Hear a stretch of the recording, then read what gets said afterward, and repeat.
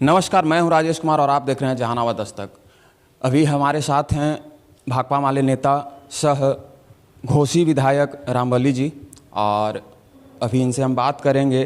अभी महाकुंभ चल रहा है सर, उसमें 36 लोग को मतलब मरे हुए सर, भगदड़ में जो हुआ था सर, उसमें अभी 20 दिन भी नहीं हुआ है और फिर दिल्ली स्टेशन पे सर 15 लोग फिर ये हो गए, मर गए सर। इस पे क्या कहेंगे आप महाकुंभ पे सर? काफ़ी दुखद घटना है और ये बीजेपी का सोची समझी प्लान है।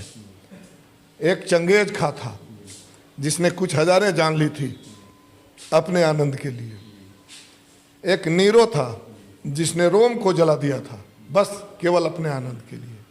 और इसलिए हम कह रहे हैं कि बीजेपी वाले लोग अपने आनंद के लिए हिंदुस्तान में कितने जाने लेंगे, ये बहुत ही चिंता का विषय है।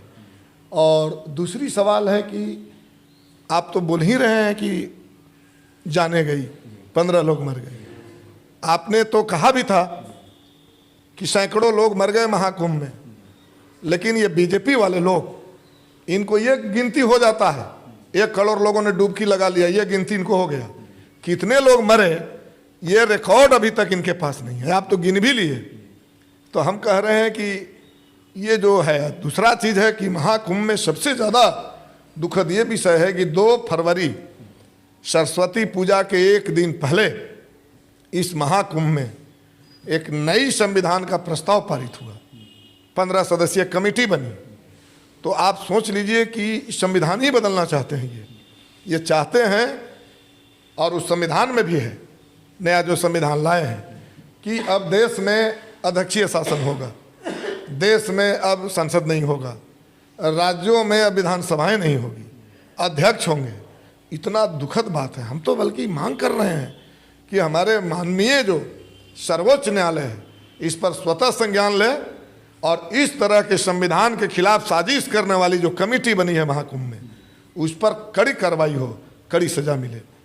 तो हम तो कह रहे हैं कि इस महाकुंभ को राजनीतिक कुंभ बना दिया। वीआईपीओं के लिए व्यवस्था, मंत्रियों के लिए व्यवस्था।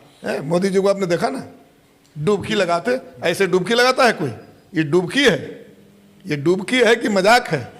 तो कुल मिलाकर के इसी तरह से अभी बजट आया है। बजट में क्या है भाई, पूरा ढोल पीटा जा रहा है। 12 लाख रुपया तक के लिए टैक्स हम फ्री कर दिए। आप गए कि नहीं सर नहाने? नहीं, हम कह रहे हैं कि बिना नहाए हम थोड़े, सब कोई नहाता है, हम भी स्नान करते हैं। जहाँ जगह मिल गया, नल पर जगह मिल गया, चापाकल पर मिल गया, पटना गए। कुंभ में गए कि नहीं? हम कह रहे हैं कि कुंभ में उसी दिन क्यों जाएंगे हम उसी दिन क्यों जाएंगे? कुंभ में जिनको जाना है वो जा रहे हैं। तो नहाने के लिए कुंभ लगे तब ना। आज लग रहा है कुंभ, आज नदी है। तो हम कह रहे हैं कि ये तो राजनीतिक ज्यादा ही। और पहले कुंभ लगा भी था ना, इसी देश के लोग तो गए थे। राजनीतिक कुंभ लगा हुआ है। हाँ, तो अब ये देखिए, वही कह रहे हैं कि चंगेज खां और नीरो की तरह कितनी जान अभी देना पड़ेगा हिंदुस्तान को। ये दुखद बात है, इसकी बहुत चर्चा है। आज जो चर्चा होना चाहिए बेरोजगारी पर, उसकी चर्चा नहीं है। बेरोजगार लोग यहाँ तक कि देश छोड़ करके अमेरिका जा रहे हैं। और ये सबसे परम मित्र हैं मोदी जी अमेरिका के। अमेरिका में प्रचार करने गए थे अब की बार ट्रंप सरकार। और ट्रंप सरकार ने ये भी नया बनी और त्यों जाकर के लिस्ट थमा दिया कि आप जो है, आपके यहाँ से बहुत सारे लोग फर्जी रह रहे हैं और इनको हम वापस करेंगे। हथकड़ी लगा करके, मुंह में मास्क लगा करके अपने विमान से अमेरिका ने हिंदुस्तान पर भेज दिया। मैं तो धन्यवाद देना चाहता हूं कोलंबिया जैसे एक छोटे से देश का। उसको जब पुर्जी थमाया कि आपके लोग हमारे यहाँ हैं, मैं आपको वापस करूंगा, उन्होंने चेतावनी दिया कि खबरदार अपने विमान से मत लाना, हम अपने हवाई अड्डा पर नहीं उतरने देंगे। हम सम्मान के साथ उसको वापस लाएंगे। तो कोलंबिया है और ये हिंदुस्तान है। तो ये देख लीजिए आप, बजट इन्होंने लाया। बजट में बिहार में आर्थिक सर्वे आपने कराया था, भारी गरीबी पाया था, है 94.5 लाख परिवार 6,000 से भी कम आमदनी पर जिंदा है, उनके लिए कोई बजट में प्रावधान नहीं है। 12 लाख रुपया तक टैक्स छूट।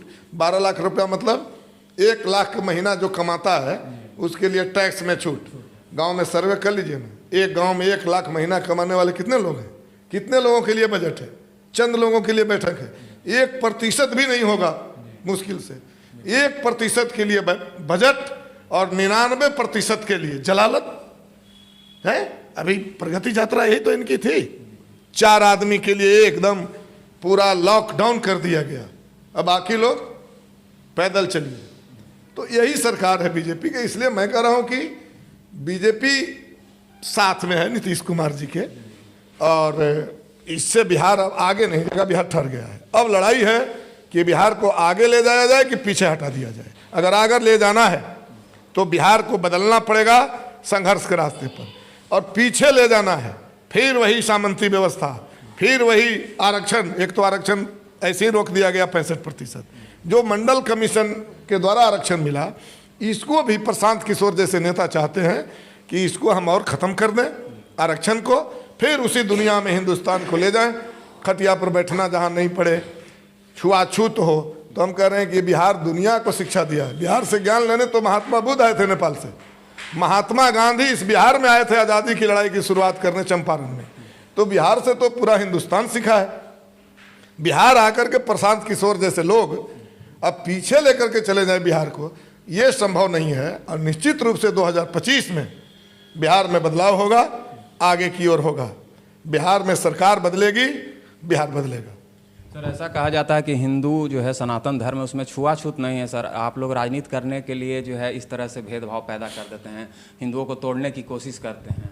नहीं, कहाँ, लगातार मैं तो कह रहा हूँ कि लगातार बदलाव हो रहा है ना। आज हम कह रहे हैं कि जिनके साथ भेदभाव किया जाता था 1990 से पहले, उन तमाम लोगों को शिकस्त देते हुए बिहार आगे बढ़ता गया।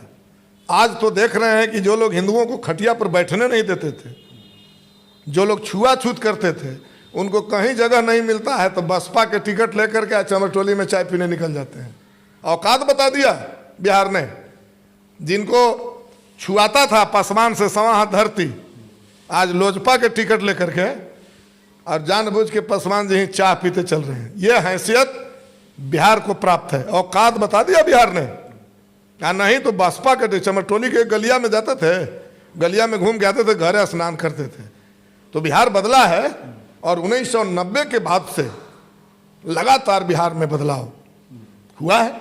मैं मानने के लिए तैयार हूं कि ये 35 बरस बिहार ठहरा नहीं था। बिहार में कुछ न कुछ बदलाव हुए, अब ठहर गया है। अब नीतीश कुमार जी बूढ़े हो गए हैं, अब उनका नाजायज लाभ भाजपा उठाना चाहती है।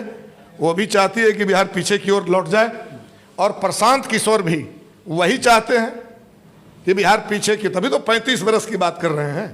35 बरस में कुछ नहीं हुआ। तो मंडल कमीशन फालतू था।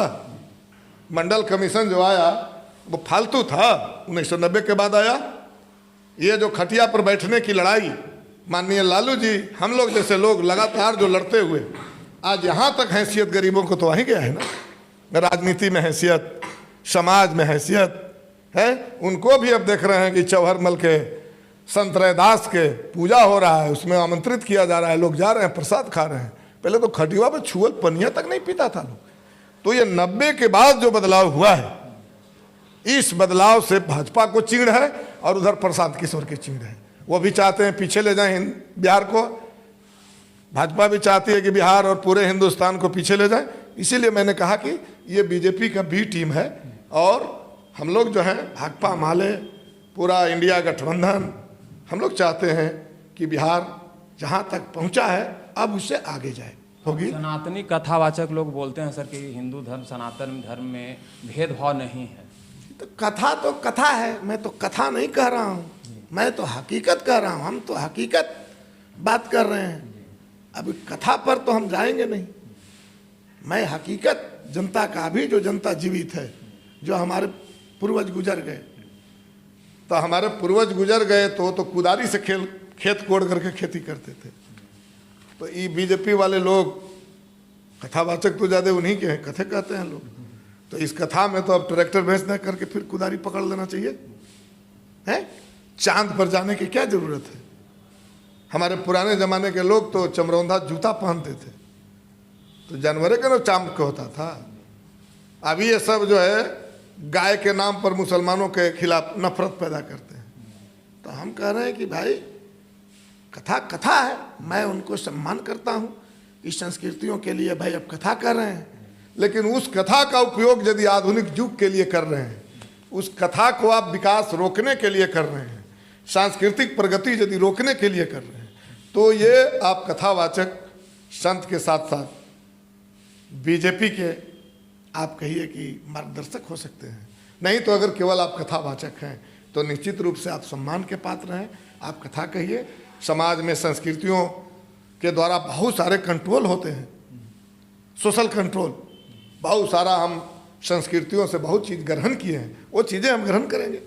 लेकिन वो चीज़ बता करके आधुनिक युग में फिर आप कहिएगा कि भाई पूर्वज तो पहले कुदारी से खेती करता था, है? कथा में तो हमारे जितने इष्ट देव थे तो कोई धनुष लिए हुए थे, कोई भाला लिए हुए थे, है? अब AK-47 की क्या जरूरत है? कथा में तो इस तरह की कोई पुलिस नहीं थी पहले, 112 तो नहीं चलता था तो कि एकदम कोई घटना घटी 112 वाला पुलिस पहुंच गया। तो कथा कथा है, वो हमारे समाज को नियंत्रित करने का, वो हमें मार्गदर्शन करने का, आगे बढ़ने का एक माध्यम है, चाहे जो धर्म का कथा हो। लेकिन वो वर्तमान युग में बाधक ना बने, वर्तमान युग को पीछे ले जाने के लिए मजबूर ना करे, तब ठीक है। लेकिन अगर वो कथा हमारे आज़ादी पर सवाल उठा दे कि मंदिर बना उस समय से आज़ादी मिली, तब वो कथा है कि गाली है? तो इसलिए हम कहना चाहते हैं कि कथा सम्मान के पात्र है, अच्छा लगता है लोगों के पास, बहुत सारी मिलता है, एनर्जी भी मिलता है। बहुत बहुत धन्यवाद सर, आपने टाइम दिया सर। तो आप लोग वीडियो से क्या समझते हैं? वीडियो को लाइक कीजिए, शेयर कीजिए। मिलते हैं अगले वीडियो में, तब तक लिए जय हिंद।